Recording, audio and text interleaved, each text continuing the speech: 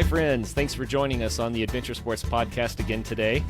Today, I have Kush Khandelwal with us, and I did my best. I don't know how close I got on that last name, Kush, but Kush is the host of the Ageless Athlete Podcast, but he is an adventurer of his own right. Rock climbing, biohacking, surfing.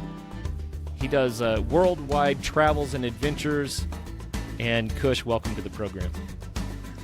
Good to be here, Curt. Thanks for having me. Oh, you bet. So one thing that I really want to dive into this show is the idea of aging as an adventure athlete. And of course, it's a little close to home for me. I always joke that I'm 23 years old. And the reason I think that is, Kush, is because I feel like that's where my heart has been for many, many years, right? My 23rd year was probably the first year that I was truly on my own adulting after college.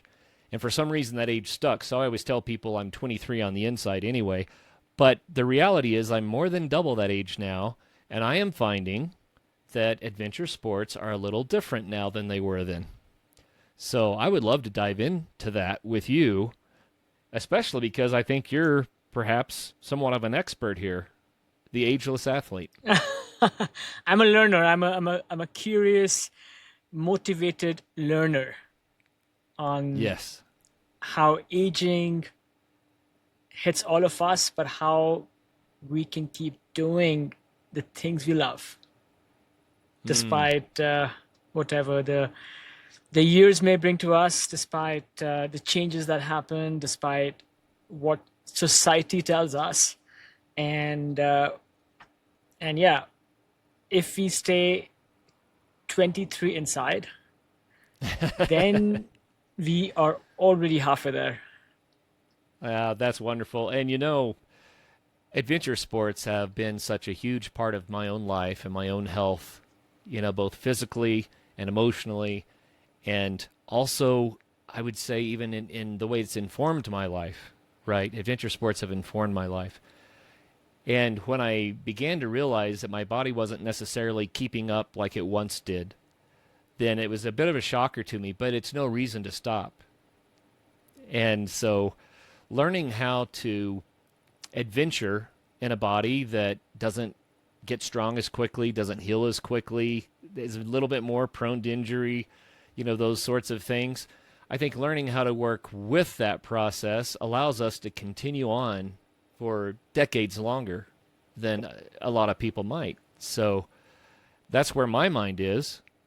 What, Kush, has been your experience in, well, let's just take rock climbing, for example. Tell us the story of rock climbing as a young man and how now rock climbing has impacted you, or how Father Time is treating that endeavor anyway. Yeah, it's a good starting point. I was lucky to have discovered climbing in my teens. And then I took it with right earnest when I left college, and life placed me in a situation, placed me in a part of the world and this country where I had world-class rock climbing at my fingertips. Sure. So, some of the most obsessed times of my life, my mid to upper 20s. But, you know, aging is not just about the body. It's also about the mind. I'm sure, as you know, you have been doing things for a while. And, I think at the core of it, as humans, we are addicted to growth and progression. And it is amazing when we are learning and growing into any new thing. And in this case, it's a sport. And at some point you hit plateaus and your mind starts to unravel, because what obsessed you in the past, you know, those leaping through the grades, those don't come by as easily. So I hit some of those plateaus maybe a decade ago, and the body kind of followed. And in my case, I think aging physically affects us different ways. I had maybe I hit my 40s. I started getting hit by injuries, and my motivation took a drop. And I think there is a strong mind-body connection. Sure. If you have this strong mind, you can will your body into doing unimaginable things. Mm. And I hit this stopping point. I had a moment of reckoning a couple of years ago with a really bad shoulder injury. Yeah, I couldn't raise my arm above my neck. So rock Oh, climbing became very difficult. And I saw all kinds of experts. They all told me to stop if I wanted to preserve shoulder health. And that was not the answer I was looking for. right. So I became my own advocate and I started looking for answers on how to heal my body, but also heal my mind. And I found some great advice and I worked hard. And I'm at a great place now where I am almost rediscovering the joy I had with climbing, with being outside. I reoriented my life a couple of years ago. I used to have this, let's say, more mainstream career around tech. I used to live in San Francisco, Yep. and I started this podcast and this platform around healthful aging and being able to continue doing the sports that we love as we get older. And I was able to, tap into, let's say, the minds and hearts of some great adventure athletes and ask them these questions. And I think those questions have come back and have informed my own journey, where I now am going through this fun, let's say, life pivot. I am living out of a van, traveling through North America, and as we speak, I am in Wyoming, a great place to be in the summer, heart of the Rockies, and I've been climbing a good bit. I've been training a fair bit as well, and yeah, life seems to be on the up and up. I want to make a kind of a public service announcement, Kush. Even if you think you're 23 on the inside, and maybe you really are 23 right now, this podcast, this episode is still for you. And I say that because time spares no one, as we've already said. And if you can learn in advance ways to care for yourself, then I think you'll be better equipped to continue enjoying the things you love to do for decades and decades more. And so hopefully, if you're young and you're strong and invincible, bulletproof, like we all are at that age, then you'll say, well, I'm still going to listen to this one and I'm going to put that on the shelf for when I need it later. But I think one of the things I learned, Kush, through my life experience is that the way that I treated or mistreated myself when I was younger eventually did catch up with me.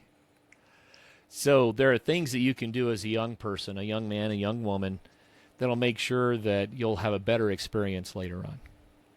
And so what do you know about that approach? The idea of how do we care for ourselves over the decades to maximize longevity in the sports we enjoy? Wow, that's a big question. Well, I'll start. Maybe I'll talk to this part about what are some things we can do when we're Sure. younger. The honest truth is a lot of it we cannot do. When we are in our 20s, life feels invincible. We are surrounded by like-minded people, and we can get away with all kinds of transgressions of our body. We can push aside, and I think some of that pushing is healthy. I mean, I think most of it is healthy. I think that's what creates the skill. That's what creates the temperament. That's what creates the love of our sport. Yes. Some of us can get away without getting injured, and some people are just gifted with, let's say, incredible connective tissue, and maybe some of us also are intuitively self-aware on things things we need to listen to and either start doing or stop doing with our bodies. I think the rest of us usually have a moment where life kind of punches us in the face and we realize that all those little niggles, squeaks, impingements, pains that would go away quickly in our 20s would go away a little slowly, but would still go away in our 30s, no longer seem to disappear in our 40s. In fact, things which had disappeared, you know, sometimes come back. And Yeah. I think it is to almost develop this kinesthetic sense and how to listen to our bodies and how to know when to stop, how to almost talk in this language of love with this machine that we're given and learn to take care of it. And,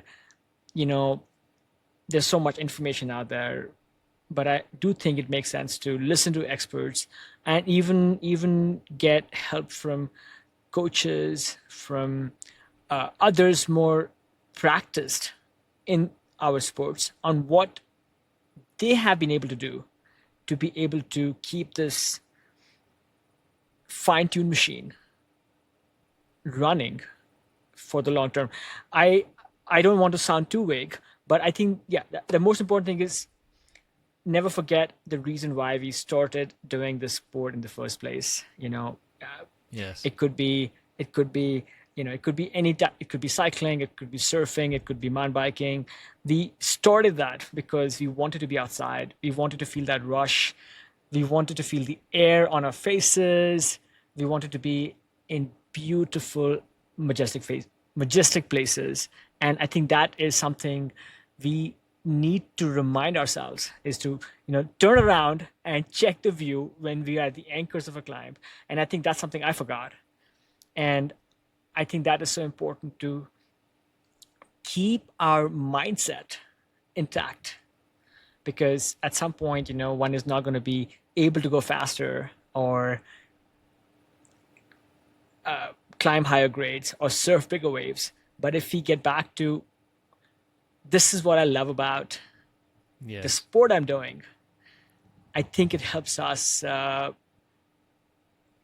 overcome almost anything out there. I had a bit of a wake up call, and I don't want this to be about me, but I'll give this as in way of example, and then you can comment on it. A year and a half ago, I was skiing, and I was going about 40 miles an hour on hard packed snow, and someone cut in front of me, and I put on the brakes as best I could, but what ended up happening is they skied over the top of my skis, and then I came to an instant stop, which of course catapulted me off my skis into a perfect swan dive onto the ice. And so I ended up with a severe concussion. It took 6 to 9 months to be able to function normally again. And now I still realize I have some lingering symptoms. But the funny thing is, Kush, this is the point of the story. I went to an occupational therapist to try to aid in my recovery. And she says, you can still do the things you love, but you may need to do them in a different way. I wasn't ready to hear that. I still wanted to be the guy that was, careening down the mountain a little bit too fast. But as I've pondered it more, I've realized when you get injured and you're sitting on the bench, you're not doing the sport you love. And if you do the sport you love in a way that you can avoid the injury, then you don't have to sit on the bench. I mean, that's pretty easy math, right? Pretty easy math.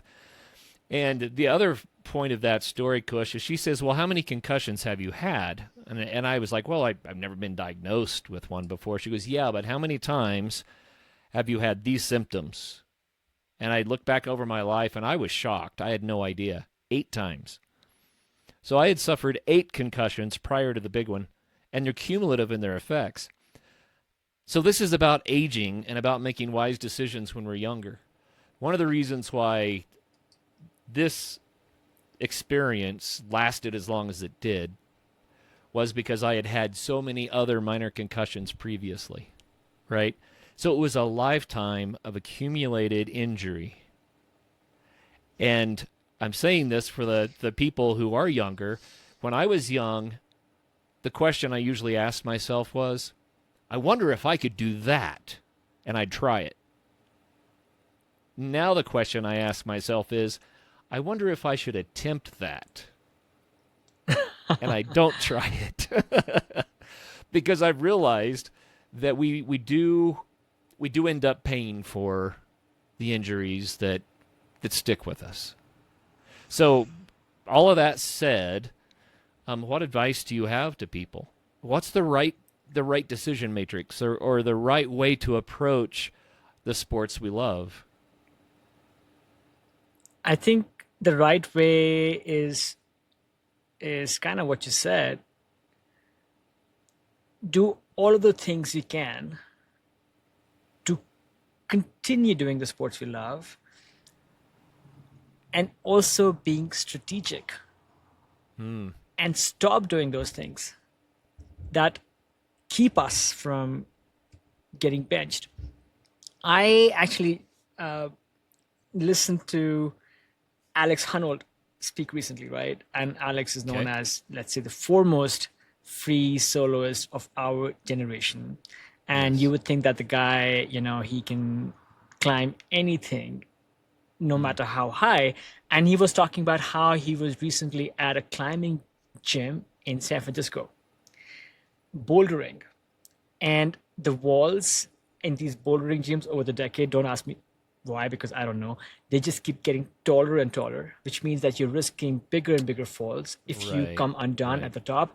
And Alex was saying that he got to the top of a couple of boulder problems, and it had committing moves to the top out, and he is maybe 15 feet above the ground at this point, and he decided not to finish. He decided to, humbly climb down back to the ground. And I think the lesson here is that we need to be self-aware. And if the world, if somebody like Alex decides that this is a risk that's not worth topping out, we can also build that awareness in us. Should we really go down over this, huge black diamond hill in front of us? Or in maybe your case, do we really need to go and ski down this hard-packed ice chute? And I think life has this way, like in your case, you had multiple concussions before this last one delivered, like, let's say, this wake-up call. And we just need to listen to that and be strategic. I think the best athletes out there are nothing if not extremely calculated about the things they choose to do and things they will not do. And I think we need to look behind the headlines and look into their stories. And there are many things people will not do because those things will not help them continue doing their activity or their sport. There's a lot of wisdom there, Kush. I'm with you. People say look before you leap, and I tend to think this had to be beaten into me, okay? Because this was not my natural inclination. But I had to begin to think about the what ifs a little bit. What if I don't make this difficult move? What's going to be the consequence? And sometimes you don't want to think that way because it feels like limiting thinking. It's like, well, if I start worrying about what's going to go wrong, I won't be able to do anything right. And I totally get that, especially with sports like technical rock climbing. But I've had to start reminding myself that sometimes the consequences aren't worth, that next thing. And so it's a matter of not just thinking, looking before you leap. It's a matter of thinking a little bit further down the road. How many months am I willing to be on the bench if I don't make this move? Right? How long am I willing to sit in a chair with my leg propped up because I snapped my fibula or whatever? It's like, oh, That's not worth it. So that's really been a help to me, actually. So, I mean, and not to be a Debbie Downer. I mean, risk is part of adventure sports. You can be the yes. healthiest doing things that you do successfully every day, and you can trip over the curb on the way to the bike park, right? So it's Sure. not to always be pessimistic, it's to just be a little self-aware. And sometimes you have to listen to your heart, and sometimes you have to listen to your brain. And there are days when you can get away with like doing a difficult maneuver because everything seems right. But then Yeah. there are days when you could fail at something which seems really simple and something you would not fail at. And I think developing some sort of a mindfulness practice or something that allows us to tap into that flow state where we are executing and will be successful versus those other times when we are not executing because we haven't found flow. And I don't mean to introduce the concept of flow when it comes to, again, let's say, looking after ourselves. I bring that point up where if we are able to subconsciously tap into flow more often than not, then we are less likely to also get hurt. And we are also more likely to have a good time. So, yeah, I think that's what I want to leave us with here is self-awareness and strategic thinking and mindfulness that allows us to find flow as much as possible. Because I think end of the day, all of us, doesn't matter what our sport is, I think we are chasing flow.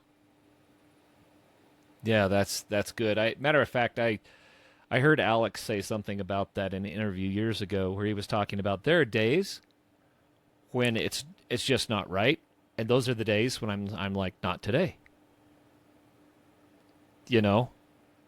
And we need to listen to Yes. that. But how, Kush, how do we become self-aware enough to be able to say, no, this is not the day. It's not that I can't do this. I've done this before. It's that today is not the day to try.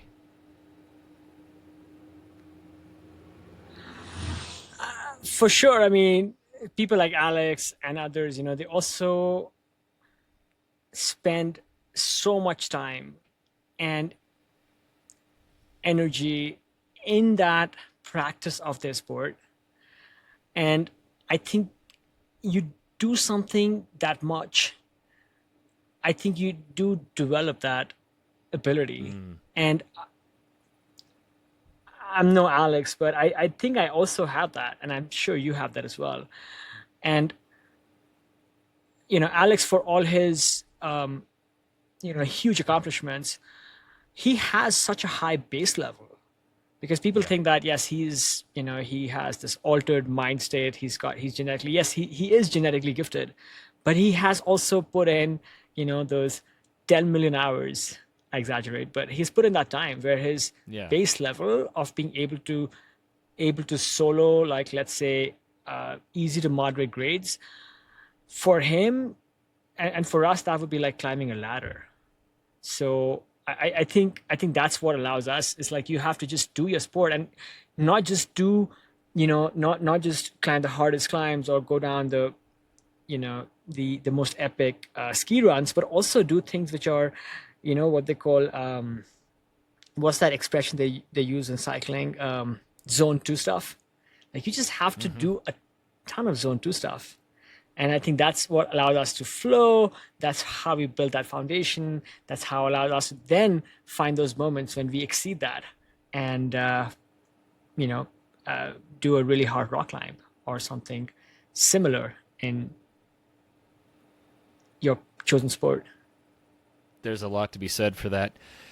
I encourage a lot of athletes, especially people that like the skiing, snow sports, that sort of thing, that are not from Colorado, but they come here and they've been watching all the epic skiing films from all over the world, and they think, I want to do that, and they see the perfect slope or the the ski run that just looks so epic. And the reality is that until you've put in those base hours like you're talking about, maybe it's not time to jump into that yet, especially if you're in the backcountry, because learning how to judge the conditions for safety and avalanche awareness and those sorts of things is so uber critical. But this applies to all adventure sports. When you see the Red Bull athlete doing something totally amazing, it is amazing, and I celebrate that. But the amount of time that they put into their skill and their sport and learning how to do it, and the strengthening that's required for that to be successful. I mean, until you've put in those hours, don't try the thing, right? So sometimes these amazing athletes show us what's possible, and that can be a long-term pursuit for us. But I'm just trying to forward the idea that just because someone can do it doesn't mean you should do it. You might not be ready for it yet. Well, Kush, let's go into a little bit more of your story. I want to hear more about rock climbing and what you do with that. I saw somewhere that you began exploring the Himalayas before you came to the U.S. Is that right? Yeah, I grew up in a large city in the shadows of the mountains in India. Grew up in Delhi, and my family would take us backpacking and exploring hill towns in the Himalayas as a kid. And I think that is what created that early love for both the mountains and also for adventure. And I took that and started doing some mild to moderate mountaineering, mostly self-taught.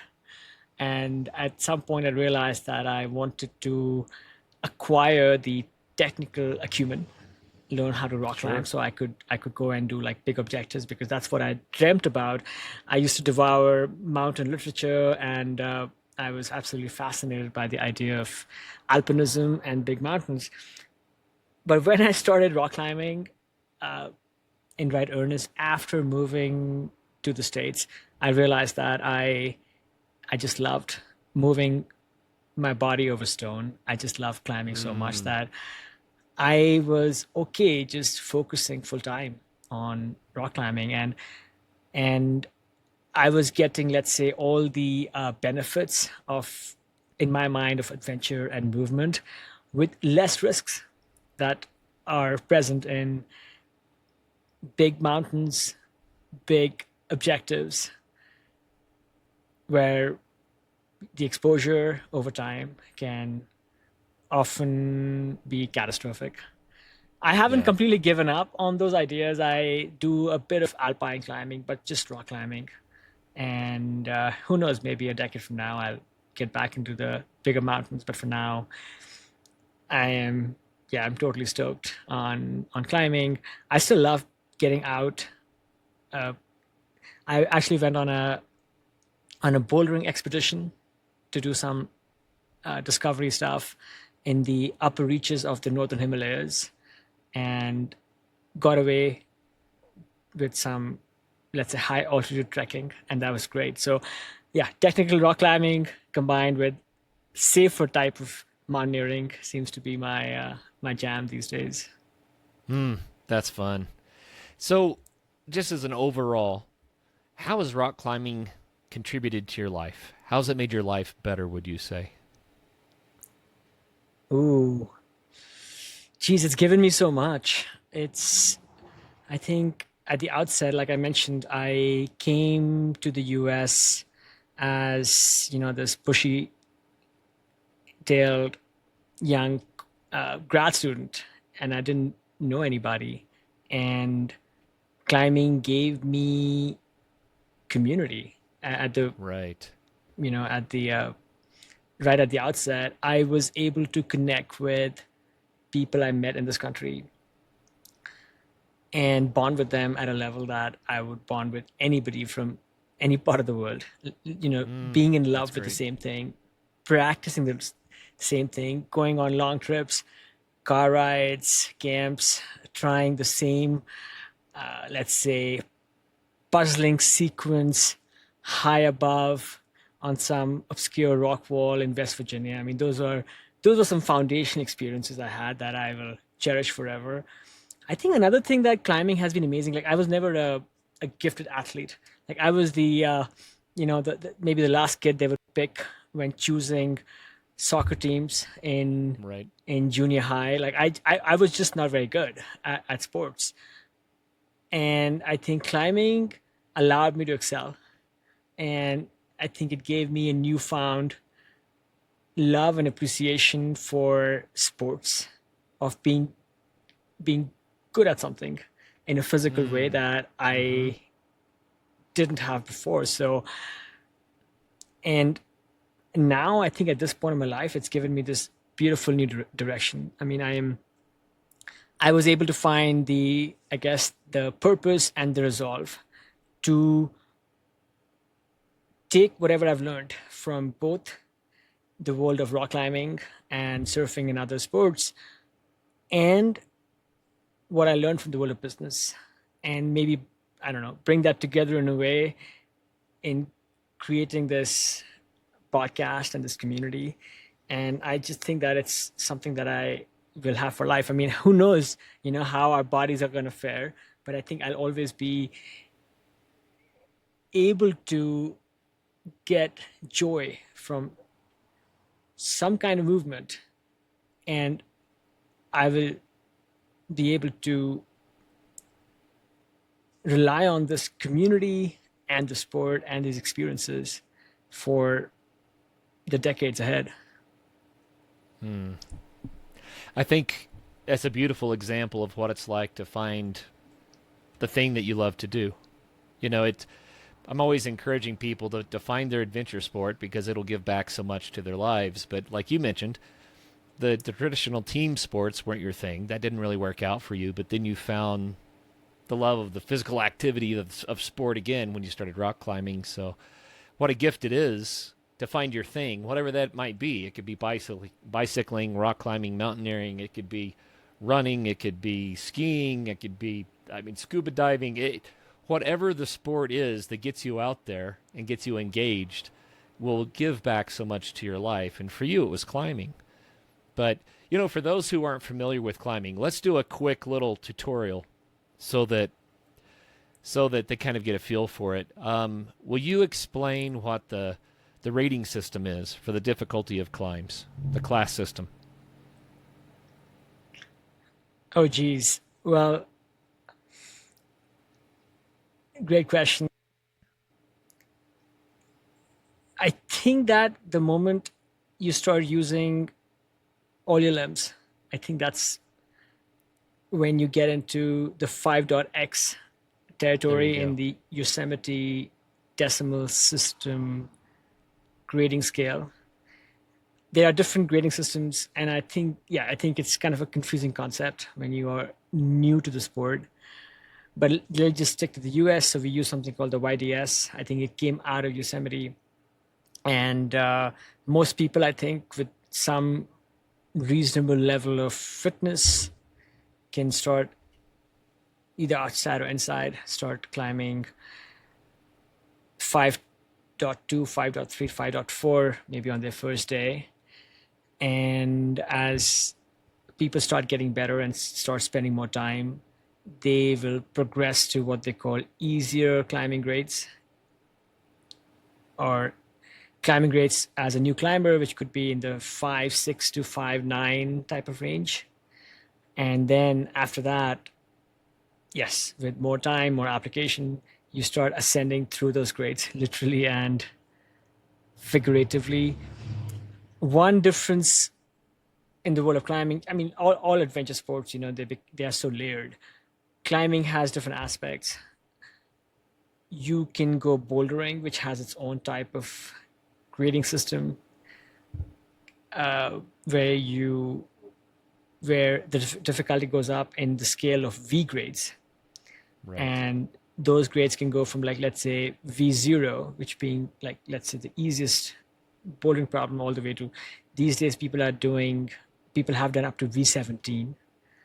And when you're climbing on the rope, you can either go sport climbing, where you're clipping poles with quick Right. draws on a rope, which is usually, yeah, which allows a margin of safety because bolts don't normally fail.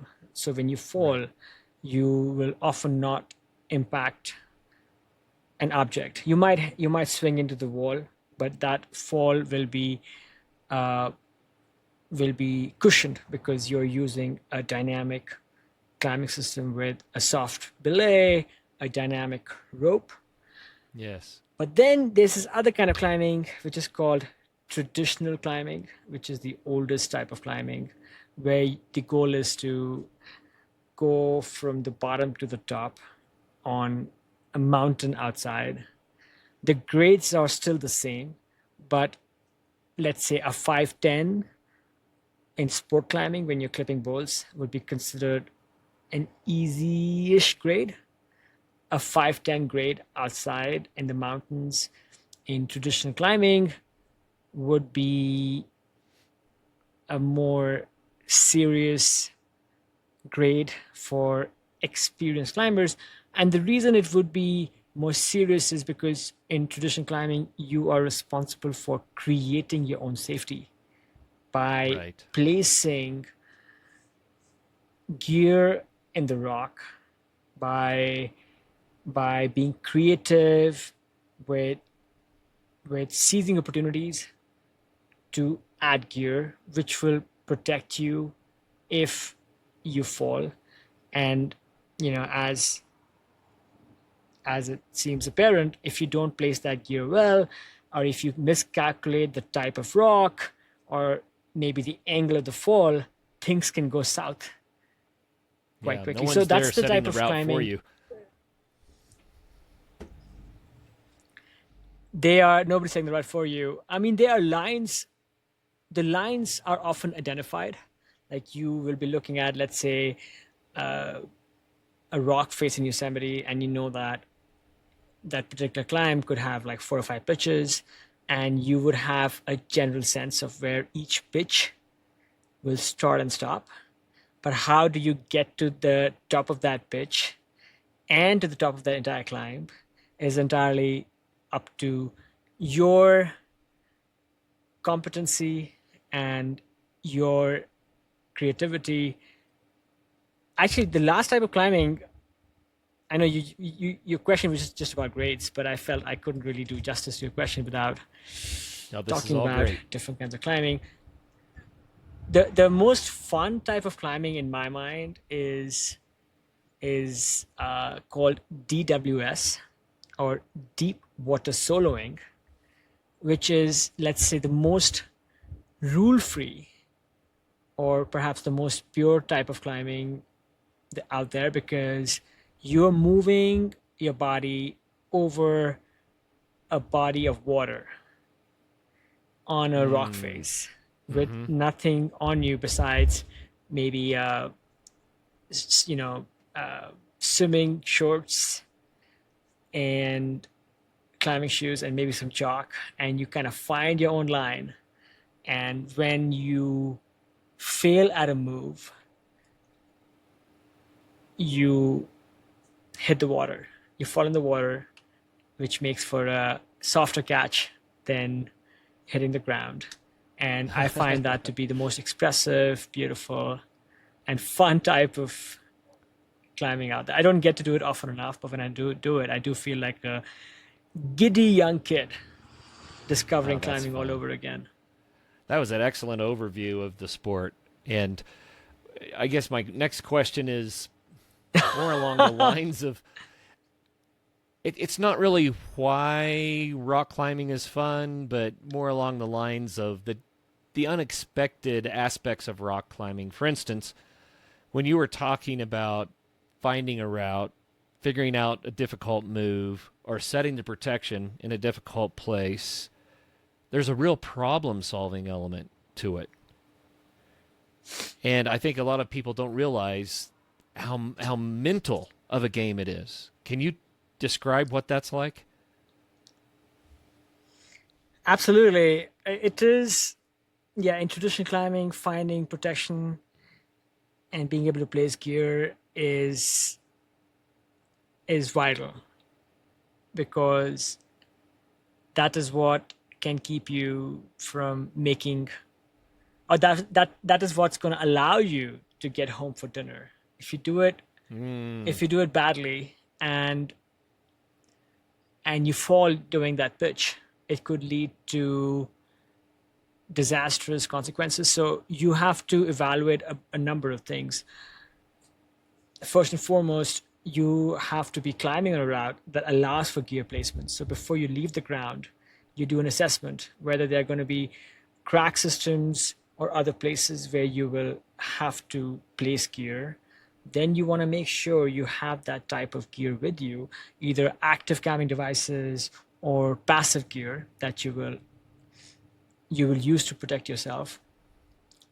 Thirdly, as you are climbing, you want to find those right stances to be able to place that gear. If you arrive at a place where you can place gear, but you're too pumped or too tired to fiddle with your harness, get the right type of cam or nut out, you could fall while doing that.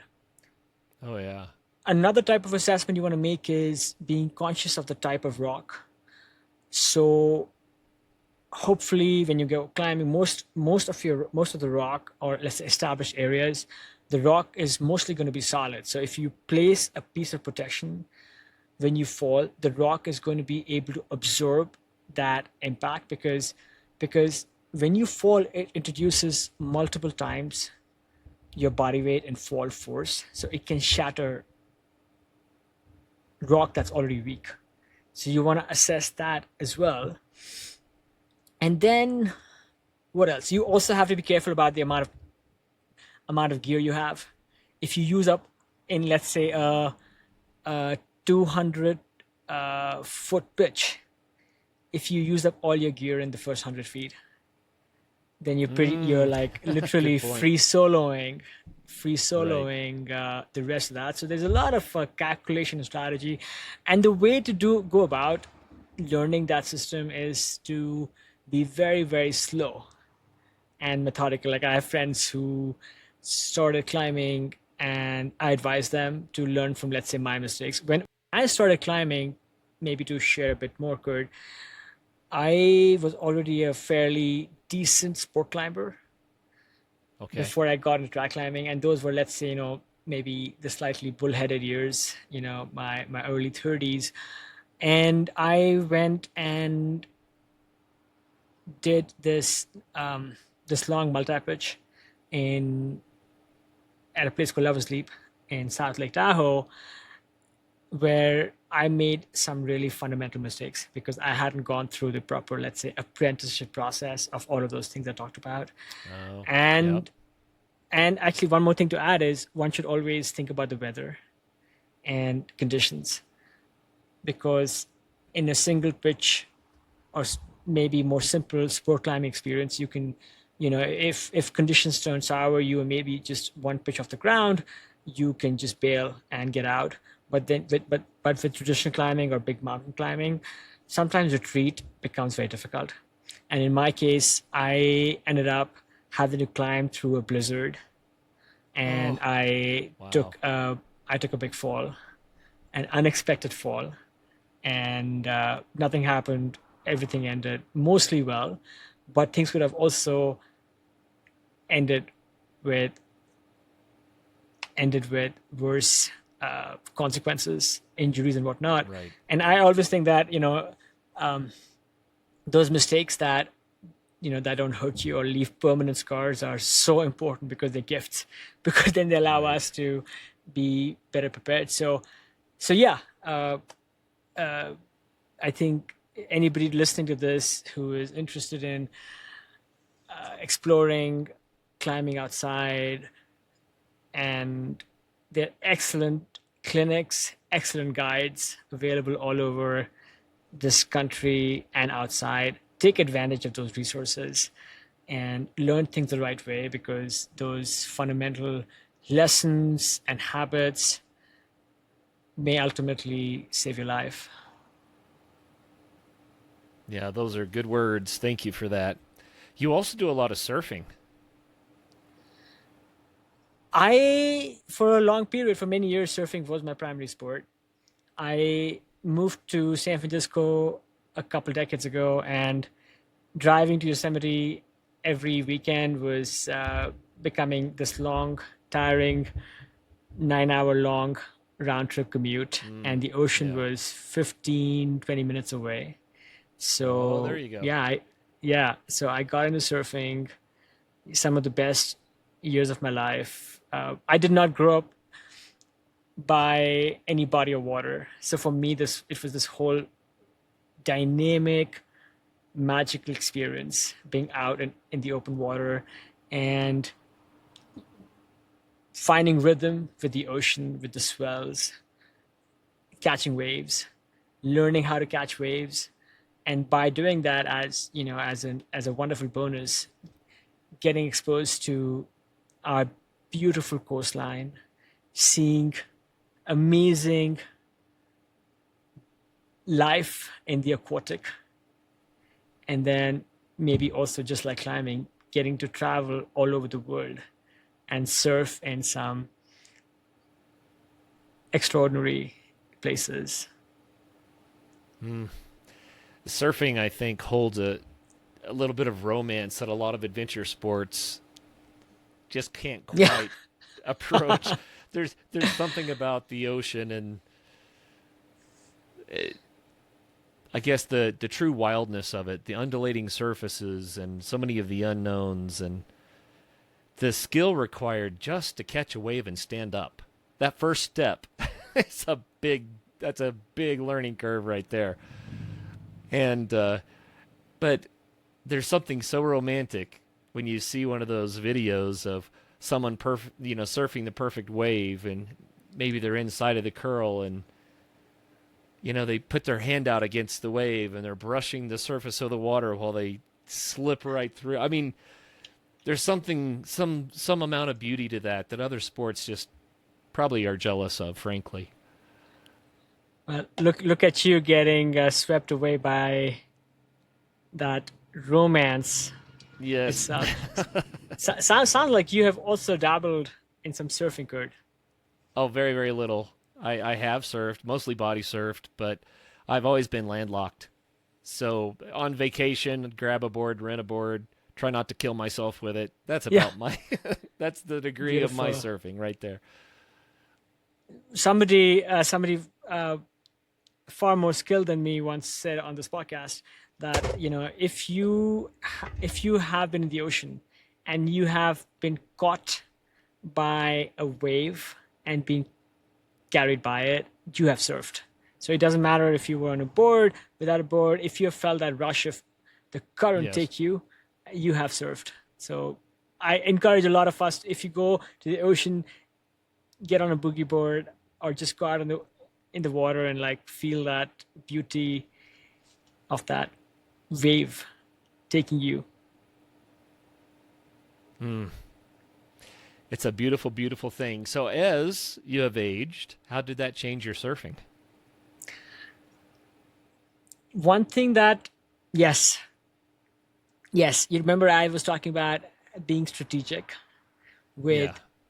choices as we get older. I have taken a break from surfing.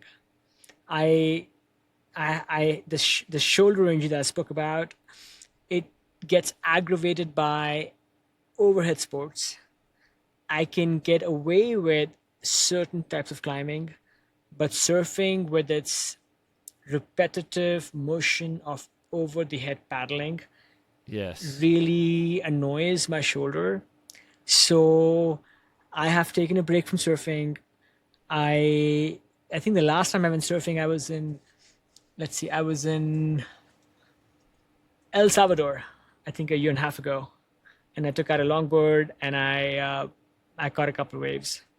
But no, I'm going through this maybe long term rehab process, and I'm just biding my time because I know that there are waves out there, and I'm not close to doing other things to feel that joy of being in the water. So I think I'm going to pick up some other things. I tried something called wing foiling last year on a trip to Cabarete. in the Dominican Republic. Amazing sport, and maybe a great sport for people who are who are having to contend with tweaky shoulders, because you hold that wing foil up in your head, above your head, and that's kind of all you do, and the rest of it is just skill. And so yeah, I'm super stoked for like checking out, doing more foiling sometime in the future, and maybe even doing other things like stand-up paddleboarding. And those are things that I used to not be open to. I used to look down upon. I'm like, hey, the purest form is being on a board and catching waves. But you kind of have to redefine your parameters as you get older. You have to think about like some doors. Yeah, you have to think about what doors are closed, but then what other doors may still be available, and you have to go out and seize them. You've heard it said, I'm sure, that the best time to plant a tree might be 20 or 50 years ago, and the second best time to plant a tree is today. So I want to say that to our guests. It doesn't matter your age. The best time to have started your sport that you're interested in, it may have been 20 or 30 years ago, but the second best time is today. You might have to approach it in a slightly different way, but that's all right. You can still get all the joy. It's still there for you. I interviewed this incredible adventurer yesterday. His name is Buzz Burrell, big name in the world of running and adventure sports. And he's 73 now, and he just started learning how to e-foil at 70. At age of 70, he's learning how to e-foil. So people out there are doing it. Don't, age. I mean, yes, age is more than a number. Anybody who says age is just a number has not crossed the age of 50. I haven't yet, but I know that I know that age is not just a number. But I think it's just being open to new things. I think it's being open to like trying new things, and the door to that is always open. There's another thing that I've noticed, and I don't want this to be bad advice, so take it with a grain of salt. But as you age, when you stop, is when it gets harder to start again. If you keep doing the thing you love and you do it in a safe, reasonable manner, then you can do it forever. But if you stop doing it, the time on the bench can set you back very, very quickly. I'll just say it that way. So I think if, as you age, you need to continue to do the things you love. Don't say I'm too old. Don't ever say I'm too old. Maybe say, I'm going to do it this way instead so I can still have fun. But I would encourage people, don't stop. Keep at it. You're 100% right, Curt. And don't tell yourself you're too old. Don't let other people tell you the same thing. The last thing I think we haven't touched on is just to mention is the power of community. Yes. If you surround yourself by like-minded people, let's say young at heart, adventurers, I think if you learn with them, do things with them, I think they are going to allow you to keep going longer, because, hey, even if you're hurting one day, maybe going on this incredible, surf trip to Sri Lanka with your buddies, it's still amazing. It's still better than like most things you could do. So hang on to your friends and do things with your friends and find other people like your friends. That's excellent advice. There's one other thing that I learned a few years ago. I was trying to keep up with my sons on the mountain bikes.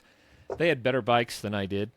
And I was getting frustrated because my bike just couldn't perform like theirs did. And I didn't know how much of it was age or how much of it was my equipment, right? Of course, you want to blame the equipment. But one day I took a ride by myself and I came back home and I said, you know what, guys?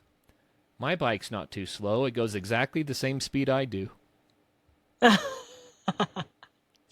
And love it. What I was trying to say was, the comparison game doesn't really help, right? You can enjoy going exactly the same speed you do. And maybe that's where more joy is located. 100%. Well, hey, how can people keep in touch with you, Kush? We already mentioned your Ageless Athlete Podcast. Love the name. I think that's awesome. But how else can they find you? Yeah, I think the podcast is where people should start with, and if they continue being curious, I'm available in the usual places. On Instagram, it's Ageless Athlete Podcast, and the website is agelessathlete.co. And no, I think the best way to maybe get any benefit from listening to this podcast is go out there and keep doing your thing. That's fantastic. So, Ageless Athlete, Kush Khandelwal. Did I say it right that time? You did Khandelwal. great. Anyway, thank you so much, Kush, for being on the Adventure Sports Podcast. I had a lot of fun, and you're an encouragement to me, so keep it up. Until next time, get out there and have some fun. Take care. Thank you.